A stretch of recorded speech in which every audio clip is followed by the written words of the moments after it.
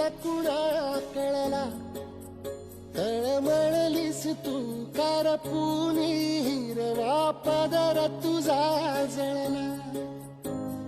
छळ केला पिढी जात तुझा ग उखडून वनराई.